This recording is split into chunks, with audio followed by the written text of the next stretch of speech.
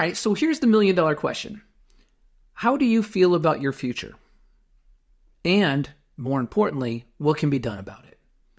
Who has the greatest influence over where you land a decade from now, or how your life is in 5 years, 3 years?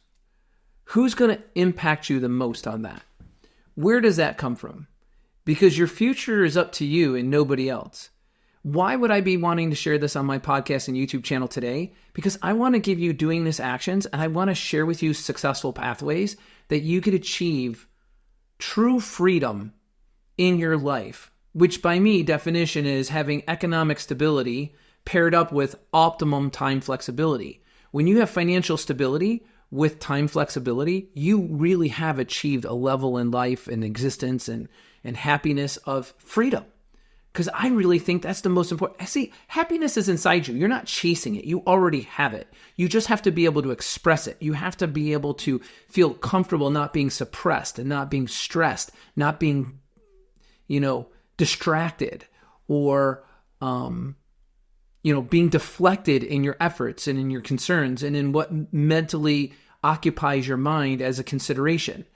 Clear your mind of all those things. Stay focused on where you want to go. Be true to who you are as a being and as a person. And then invest in you more than anyone else in this world. Because by investing in you, you're a greater person for yourself and those around you. That's the message. I have been dealing with this income squeeze now for the last 3 years plus.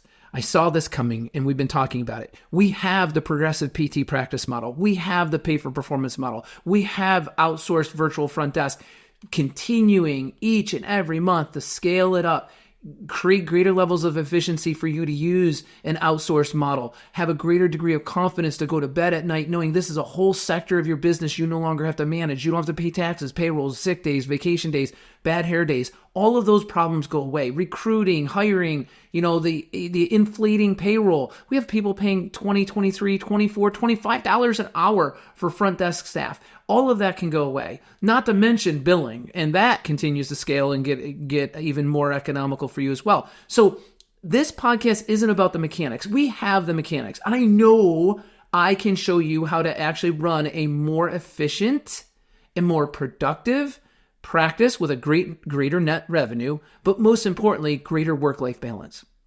And that's what I want to tie into.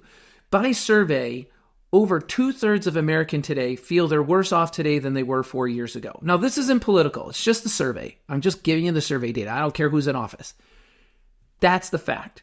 Why do people feel that way? Why are they feeling more suppressed? Why do they feel things are a greater challenge? Well, obviously, geopolitical things and inflation, payroll not keeping up with inflation, increased regulation, increased personnel issues, increased crime, and the list goes on. I mean, we could just go on and on. The IRS, whatever, however you view it, whatever you want to input into, the data points that get us to that number. Who cares? So many of those things you have nothing to do with. There's no way you're going to change the impact of those things, right? They're just your perception, and they weigh on you and they make it heavy and they push down on you. I'm wearing my lucky hat today for a reason on this YouTube podcast. I love calling it YouTube podcast. Everybody gets to see it or listen in different venues and vias. So whatever works for you. But listening is everything, because this is what is going to empower you to make a change in your life. Because that's all I want, is for you to live the life of a practice owner that you deserve for yourself, and for you to give back to the profession that afforded you that opportunity. The profession of physical therapy has afforded me the opportunity to express myself, treat people, make a difference in other people's life, help people live with optimum health. And now I'm working with you to help you strive to be better, bigger, more fulfilled in your personal life, in your relationships, and as maybe a parent and a guiding light to today's youth. I love lecturing at schools and universities, trying to impact today's youth, because everything else in social media and news and everything else is so doom and gloomy. We need to be a voice of positive enforcement. We need to take the steps forward to make a positive difference for our future. And that's what this podcast is about. How do you feel about your future, and what can you do about it? Well, the number one first step one, is the future is in your hands. It's not in anyone else's hands. It's not in any political party's hands. It's not in the news's hands. It's not in the media's hands. It's not in the corrupt insurance company's hands. It's not in corrupt pharmaceutical or, industrial military complex or any of these other things that we all know is going on around us. Those things are horrible and they're awful. And we don't want to be any part of that. We're caregivers. We went to school to learn skills and techniques and be empowered to be able to lay our hands on somebody, to be able to educate somebody, to be able to inform, train someone to live a better life, to deal with a dysfunction or a diagnosis in the most positive sense of the way, without drugs or surgery. And that's what I believe in. That's what I think 99.9% of all of you believe in, is how can we be the leaders in body movement, in optimum health, in stability, in mobility, in function, so people could live a life that they envision for themselves without the suppression. If you're going to do that, you've got to be investing in your own future. You've got to know the shackles are off. Nobody's holding you down to the ground. You could make and you could get into flight and live the life you've envisioned for yourself. Look, if that is being a staff physical therapist for 30 years and doing best by as many patients as you can and getting as many letters after your name as possible so that you could be the highest skilled trained therapist there is on planet Earth, then by all means, go do that. Go do that. Make that your life's mission. And I applaud you for that. And you rank very, very high in the list of people that are impacting this country for the humanity, for the benefit of humanity is what I should say. Because we need people like that. We need people who can do that. If you're somebody who says, you know what, I'm really good with people. I'm really good taking on challenges. I'm really good at looking at problems and bringing in solutions. I'm really good at managing through, headwinds. And then get your middle manager training. Get into something like a learning management system like Meg Academy or something else such as that. And take your CEO course. $2,500. It's nothing. Literally, for the amount of years you're going to be applying and all the tools that come with it.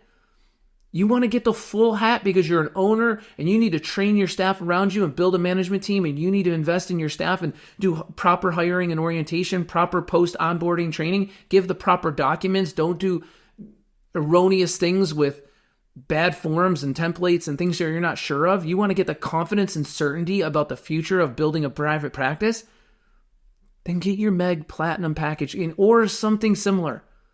Going and getting your MBA and learning about geopolitical science and micro and macroeconomics is a complete waste of your time, in my opinion. Complete waste of time. You're going to spend more money, more time, getting more stuff that you're never going to use. Go with a program, whether it's ours or someone else's, that's going to give you every single tool, document, material, skill, spreadsheet, whatever, as well as training, role play, quizzes, and assignments so that you walk out just like you did PT school with true skill development in the area of practice ownership. True skill development in being a C-level person, a CEO, CFO, Chief Operating Officer, so that people look to you as the leader. They look to you as the entrepreneur. You are the innovator. The biggest thing I see is that people take advice from the wrong people. They don't seek out people who have a proven track record of success. Whomever you select to help you and assist you and guide you in moving from an employee to an employer, make sure they have a proven track record of success. Make sure they've been doing it long enough that you can look up where they've been and what they've done. One of my proudest moments was taking that photo for the American Physical Therapy Association, being on their website and on the front cover of the Advanced magazine for having Practice of the Year. Having the number one clinic in the United States out of 36,000 practices was a point or a level of accomplishment and pride in my people around me and in our abilities to pull off something truly fantastic that I'll never forget. And I hope you achieve that level of success in your town, your community, your state, with your people. My message here in this podcast is that you can do it. You can do it. You have to stop talking about it. You have to stop thinking about it. You have to stop paralysis by analysis. You have to stop the risk aversion. You have to stop your emotion connected to money. Green paper with dead presidents on it is not going to save your life. Only you can do that. So once you look at yourself and you say, I'm going to invest in myself, the time and money and energy needed to get the skills, the knowledge, the experience, the resources, and the deep bench of support, the team of support that are going to coach me through the application of my development from employee to employer. If that has been something you've been wanting to do for a very long time, then now is the time. As time goes on, it just becomes harder because you just talk yourself out of it. You think of all the reasons why it won't work. In all of our years going back to 2006, we've only had one practice in the heart of COVID, it was, that didn't make it to its 30-year anniversary with a net profit. One. And it had nothing to do with what we were training on. Trust me, I can give you the details if you want to know about it. You can call me up and I'm happy to share. I won't share with you whom it is. That's not appropriate, but I will share with you certain mistakes so that you don't make them. With our 27-step process of how to open and start your private practice, I can pretty much guarantee you, given our track record, you will make it. And if you won't, I'll tell you all the reasons why I think you got a headwind that's insurmountable. And let's think of a different way to do it. So many people reach into us today and it's like, it's time for a hybrid business. Let's just do these out of network and let's just do this top tier in network. And then let's really blow out our cash-based services. Or let's just do mobile PT cash-based services. Or let's do a cash-based clinic with 2 or 3 people and yourself. And let me show you how you can do that concierge kind of service. Physical therapy is most successful from my eyes and my point of view moving forward in being more of a retail provider than being a medical provider. We're going to take people with medical issues and we're going to give them the Nordstrom's experience. We're going to give them that retail experience because they have options. Because people in your community where you worry like, well, you know, Brian, there's 10 other clinics all within 5 miles. And if I open up, is there any market share for me? Yes. If you open up the boutique retail practice that people are looking for, what do people want? Speedy, quick service, competent service, clean, neat place, polite people, innovative technology being applied to them, enhanced education, training, and knowledge, and follow through. They don't want white coats, sterile environment, gray floors, whatever. And here's what your insurance is authorizing, and this is what we can do. And, you know, bada boom, bada bing, shake and bake, deli taking, whatever you want to call it. No, they don't want that. That doesn't mean they necessarily want you to have a one patient every 60-minute schedule. That's a mistake in 9 out of 10 places in this country. There's about 1 out of 10 where that's still a vibrant, successful model. You know, neural practices, Pacific Northwest, stuff like that. But that doesn't equate to quality of care. The data does not show that. The data absolutely does not show that.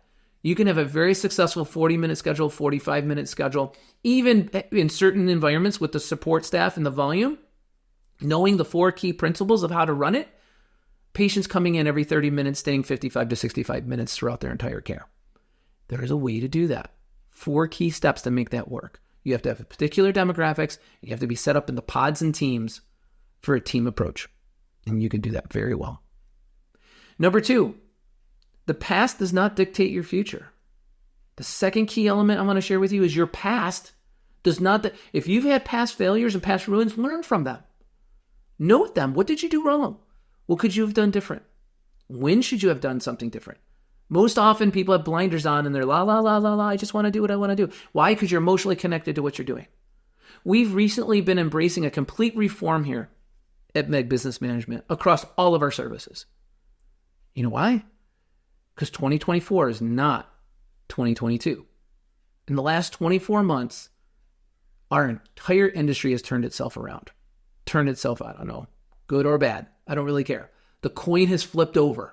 And for people who are still sticking their head in the sand and trying to practice like this is 2018, this is not 2018. This is not 2012. This is not 1996, people. It's not about more new patients, more patient visits, discharge, more new patients, more patient visits, discharge. It's time for a paradigm shift. It's time for the progressive PT private practice model. I am not trying to sell you. That is not my message at all. I'm trying to get you to look, trying to get you to pull your head out of the sand and say to yourself, do I want to work the next 20 years as an employee, being told when I can have lunch, what EMR I have to use, what my schedule is going to look like, when I can take a vacation, how much money I can make, when I can spend time with my family? Do you want that life? If so, that's fine. If you're an expert, seasoned clinician with 1 million letters after your name and you're just cranking it out and somebody else is taking all of that overhead off you and you're not cut of that nature, then great. Don't even think about changing anything. But if you're blissfully discontent, if you're going through life like, I'm happy, I'm blissful, but I got this degree of discontent. I think I can do it better. Or I think I see where things can be improved. Or I think I should have a hybrid practice or an all-cash practice. Or I want the freedom and luxury of going around and making my own schedule and doing mobile PT. We can help you with that. You can help yourself with that. All you have to do is align yourself with people who share your mission, are ethical, have good integrity, who are not trying to hit a home run hit on you. Man, I had somebody come here to look at some work on a job I had here at the house. I always get 3 estimates. I recommend you always get 3 estimates. Look, don't listen. Look, don't listen. Look at how things go. I had somebody give me a $30,000 quote for this work, and then somebody else come in here and do it for $9,000, and they did an expert, over-the-top job. The person who offered to do it for $30,000, when I said, I'm sorry, I'm going to go in another direction, said, well, immediately said, well, I can do it for 21. I've reworked my numbers. Yeah, I'm sure you can. Sure you can. Look, that dude's business is not going to be half as successful as the first person who said, here's my labor, here's my materials, here's my travel. This is what I can do. These are my 17 years of experience doing this.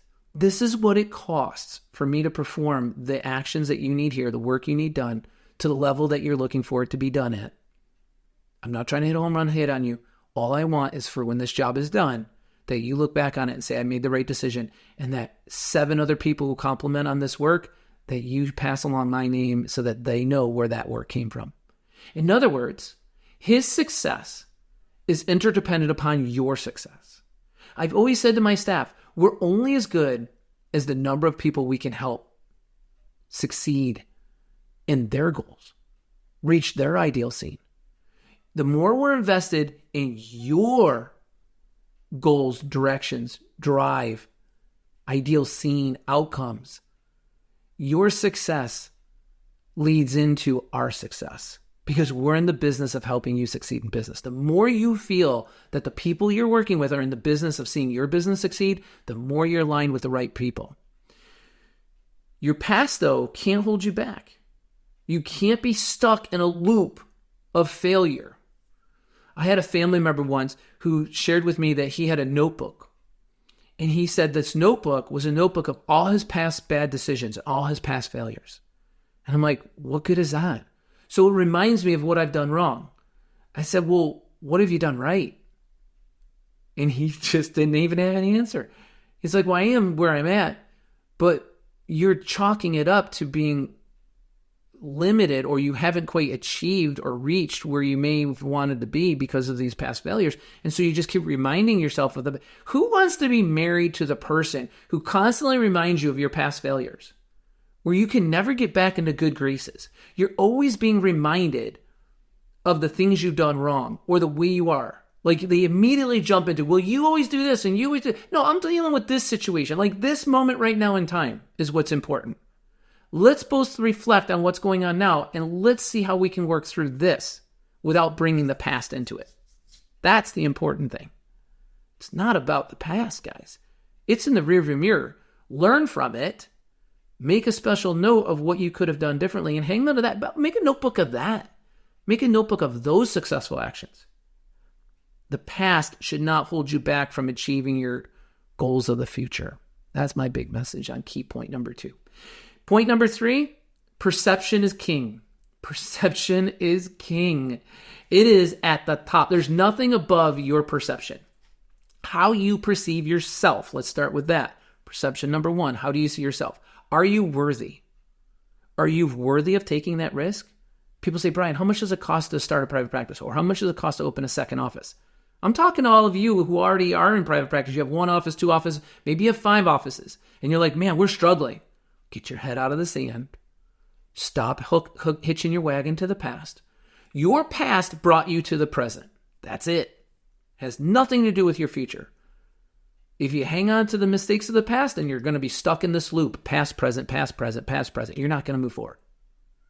If you can learn from the mistakes and see what you could have done different and make a notebook of all the successes, of all the positive decisions that you could have made, of all the lessons you've learned, by understanding that, you can make all the difference in the world that you need moving forward. For yourself, for your community, for your staff, for your family. That's what this is all about. Building a practice, building a business around your entrepreneurial spirit, around your intellect, your abilities, your skills, so that you can enable the people around you to live a better life. I wake up each and every day with that on my mind. It's on my mind all the time. How, where, and what can I do to give back more to the people who trust my group to service them, my group to train them, my group to enable them to live a better life? What can I do to enable the people who work with me to live a better life? How can I streamline our systems of proficiency, which is productivity and efficiency mashed together in my mind, so that people live a greater degree of freedom? What are you doing for that? What are you thinking of in your practice and in your life that's going to change that? Because that brings me to the perception of others. How do you perceive others? Many people, when I ask, why did you go to PT school? They say to help others. I'm like, no, that's not why you went to PT school, to help others. That's part of being human. You should wake up each and every day out of bed wanting to help somebody live a better life, contribute to them in some positive way. For us, we're blessed to be physical therapists because we can really make a long-term difference in their life and their mobility and their independence and their health. But what are you doing with somebody personally and spiritually, emotionally? How do you see others? Do you feel like other people are just a burden? More people, more problems? Man, I have heard that statement. Oh my gosh. I've heard that statement so much over the last 3 years. And for many of us, we're feeling the effect of the influence of negativity on individuals. But I'm here to tell you, don't give up. Some people will have a bad work ethic. Some people will have a poor moral compass. Some people will have a lack of the idea of how to be in exchange and abundance with those around them. Some people will be glass half empty as opposed to glass half full. But whose fault is that? Whose responsibility is it to navigate around those individuals and capture the gems? My company is full of gems. When people start working with us, they're like, your staff's amazing. Like, it may even be like our third Zoom call or our third interaction. They're like, I got to tell you, talking with Jen was incredible. And Rachel and Nicole, Laura, Denise, everybody, Stacy, the people I have, they're just amazing people. My point here, guys, is perception is king. Perceive who are the people you want to do business with. Who do you know, like, and trust? Like, you know them. You know, people are super ultra private and they don't disclose anything about themselves. I'm like, ugh, leery. Like, why are you not transparent? Transparency breeds trust. I'm not wanting to know your DNA and your, social security number. I don't care about that. But if you're unable to express anything about your life or share anything about what's going on, good or bad, or goals, dreams, aspirations, then you're not really interested in wanting to get to be known. If you don't want to get to be known, what are you hiding? Like, look, for those of you who are in practice now, or just even if you're working somewhere else, if you walk around on eggshells around the people you work with, that's a bad sign. If you're fearful of, I can't say what I need to say, even if I do it in good manners for how that person's going to react, well, that's an emotional, dysfunctional person. Look, if your kid goes through the cash outline with you and wants that Mars bar, and you're like, no, we're going to have dinner soon, and they throw a fit, like, and I'm not saying they're 3, I'm saying they're like 8 or whatever. You got to look at them and like, look, 5 seconds ago, you didn't have the Mars bar. You asked for a concession to get the Mars bar, and the answer is no. So nothing's changed in your life. You didn't have it 5 seconds ago, you don't have it now. So is the only plausible answer is that every time you request something, it's to be a yes? Otherwise, you get to be entitled to throw a hissy. If your employees feel that way, hey, you know what? I know I'm supposed to give a 4 weeks notice before I ask for time off, but my cousin just came in from Ireland and he just showed up and he's going to be here, he's going to show up here in 3 days. I need to have Friday off. I'm sorry, man. I'd love you to, hang out with Mr. Shamrock and have a wonderful time on the town, but I can't help you. Now, if you want to work with me and we can work something out, I'm willing to give you a concession. I'm going to need you to make up for the Friday that you're going to get off, but that we're going to give you off if we can get coverage. So A, let's get coverage. B, be willing to make up the damage by pulling a Saturday next month so that we can get additional visits. And we'll go ahead and bend the rules a little bit here. I'll give you a concession if you can give a concession. How many people are willing to do that? How many people see that that's fair? How many people have that degree of accountability? To come to you and say, I know this isn't fair. I know I'm asking something that's out policy. And I'm willing to wear that condition. How can we work together in collaboration to see to it that I can get Friday off 3 days from now in a way that it doesn't hurt you, doesn't hurt the practice? Because I wear the jersey here. I'm a loyal, trusted employee of this group, and there's nothing I would ever want to do that would damage the group that I'm a part of.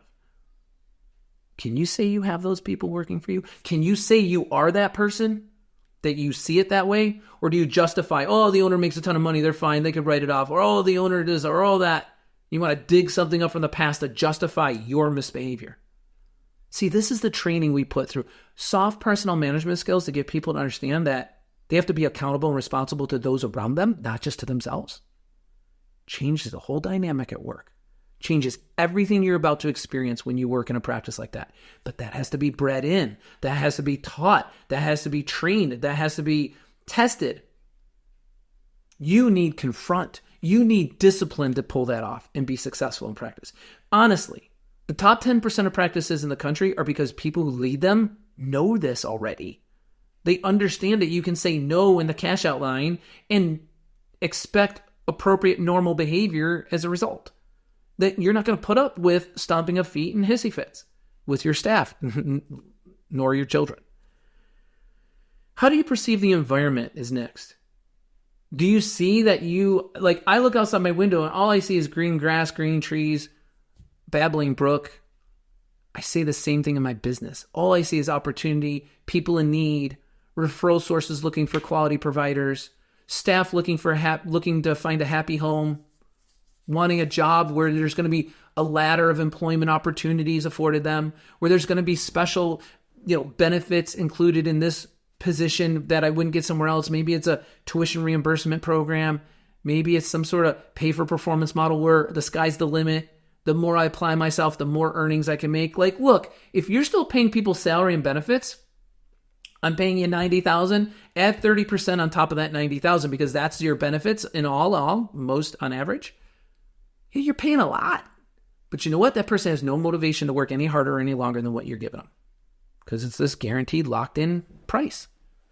But if they are being rewarded with a safety net salary, a base salary, and then they have this ability to get compensated based on efficiency, productivity, and quality, which is how our system works, which is why you went to PT school. Give good quality care, give an abundance of care, and give it to as many people as you can within reason, ethics, schedule.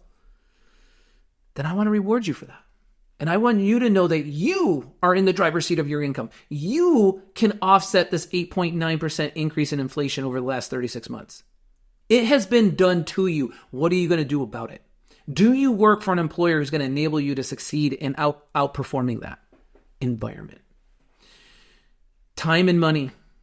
Time and money matters. So many people I find think it's easy and they're not willing to put in the money. 9 out of 10 private practices are open today between $35,000 and $150,000. I mean, literally the cost of a Tesla. Well, plaid. But for $35,000 to $150,000, look at what you spent on going to PT school for an entry-level staff position. You're not willing to go, and we have contacts with special banks. You don't have to go through SBA. Don't use your own money. I want you to save your own money. I want it to be economical. And enable you to open a second office, a third office, a first office. On $35,000 to $150,000, people are like, Brian, that's a big range. Well, it depends on the build-out. Depends on where you are in the country. Depends on if you're going to have a bathroom in the office or 2 bathrooms or no bathrooms. All depends on the building you're picking, right? Because there could be a bathroom right down the hall. Why do I say bathrooms? They're about 15,000 a piece. So knowing how to lay out clinics, design clinics, buy equipment, knowing what you know can save you so much time and so much money. But so many of you are in mystery about what to do. And I'm sitting here saying, I can help you with that. For the cost of 11 to 12 patients, you can have a full program of training on how to be the best CEO, leader, entrepreneur, business manager, personnel director, billing director of your practice, compliance officer. We have every single aspect of the 5 divisions inside a program that is web-based, learn at your own pace, and you get live coaching for free. Live coaching for free. You don't pay anything for it. So we, just like Tom Brady has a coach, the coach is there to enable him to play a better game, play at a level he would never otherwise play at. We're here to allow you to not only get the materials, not only get the training and the materials, but also assist you in the application of that. That's why our success rate's so high. I want you to succeed in opening that 2nd, 3rd, 4th office. 2024 is not 2016. It's not how it works anymore. It's different, Dorothy. We're not in Kansas. It's not how it is. There are certain aspects and certain policies and procedures, SOPs, standard operating procedures, that you can follow that are going to make or break you. If perception is king, and I just went over those, 4 bullet points of things that I would love to adjust your perception on, then by all means, the people around you are queen. The people around you are queen. The people with whom you choose to be associated with can do you in, or they can push you up. It's so pivotal that you have the skills to observe facial expressions, body language, voice inflection, like how they answer a question. Why did they ask this question? If you can't interpret the people around you and what makes them tick, how you can better enhance them, how you can limit the impact sometimes that they may have on others, your ability to navigate the sea of people and your ability to perceive is everything. I had a client who I helped open up their practice. I was going through it. We were going through coaching. They were engaging me a whole bunch early on. And they were great. They were great students. They were following the 27 steps. They were getting this stuff, and they were going over the top in the clinic. Don't get me wrong. They had this special, cash-based, area, big practice, like 4,500 square foot, bigger than I like. I like to open up at a 2,100 square foot, be successful, and then roll into something else. Or I could go anywhere between, 14 to 2,400 square feet is really where I'd like to start. And all of a sudden, their doors swung open in January, and I hadn't heard anything from them. Nothing. All of a sudden, I get a call, like just last week. True story, just last week. Like, I wouldn't say anything that's not true, so I shouldn't even preface it with that. If it's not true, I'm not going to talk about it. And they're like, yeah, we're barely seeing patients. I'm like, what?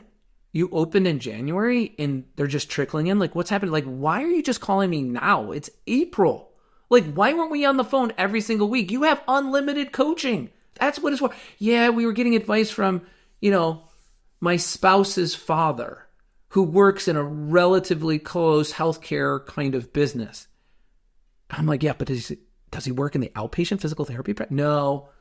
And what advice was he giving you? And I was like, no. And they're like, yeah, but it's my spouse's father. I'm like, look, you got to look at people for what they're doing and look for what they've accomplished and achieved. And do they have the competency in the area that you're going for? I'm not saying that there's not a lot of people close to you that have something of value that they can offer you. But when you have it all on the line, at least take that information and then bounce it off another terminal who may have more information or different perspective. And then weigh your options, like collect the data and then make the most informed decision based on that. But I can almost tell you that I'm going to be right 8 out of 10 times by telling you this. Don't listen to your friends and family. Don't listen to people in your neighborhood. Only listen to people who are experts in the field in which you're trying to perform. Definition of an expert: somebody who has a tremendous amount of knowledge, mashed up with a tremendous amount of experience, and they have a proven track record of success in applying it. Very simple. And I'm not saying come to me. I'm not waving my flag here. I'm just saying find people like that. I've always been mystified by people that go to specific consultants or coaches that just work in one area. Oh, I just do compliance manuals or policy and procedures or, charging and coding or this. Yeah, right. One change in one area of the business is going to have a trickle-down effect on the rest. You better understand how that's going to impact the rest of the business and wrap it all together. Know that you got 5 divisions running at all times. What are the primary stats in each division? What are the sub-stats in each division? What are the key performance indicators for the practice? What are the 64 key statistics that the top 10% of practices in this country know to measure? What is your payroll as a percentage EI? What is your collection ratio? What is your staff ratio? I mean, I could go on and on and on. It's all there, but you have to apply yourself. So I'm going to wrap it up here by saying your future is in your hands. Your success is what you can make of it. If you can think it and you can see it, you can paint it. If you can't see it and think with it, you can't paint it. You can't go brush the canvas with something you can't see in your head first. If you can see yourself being successful, I can help you with the mechanics of doing that. Or find somebody else who is as confident and as successful doing it as we have been to help you doing that, whether you're opening up more offices or whether you're starting up. Don't be risk adverse. Invest in yourself. And no, you never went to college for this. You never got the training in this area. So you owe it to yourself to get the certainty and training to make the mystery go away and fill the vacuum. Because when you have a vacuum of information you do not know something about in a particular area, you will pause. You will choose to do nothing because you don't have the pathway through. And then you wonder why it takes so long. 9 out of 10 people, I'm giving you all these 9s and 10s, 8 out of 10s, but it's true. They have too long of a runway. Too long of a runway. When those doors swing open, I want you break even in 3 to 6 months. And I want you to know how to make that happen. It's 2024. It's a new way of running businesses today. For you, for your life, for your freedom. Freedom equals happiness. That's my message this week. I hope you guys can embrace that concept. The mechanics are easy. It's the perception that's challenging. I wish you all the best. Start each and every day expecting to do well, everyone.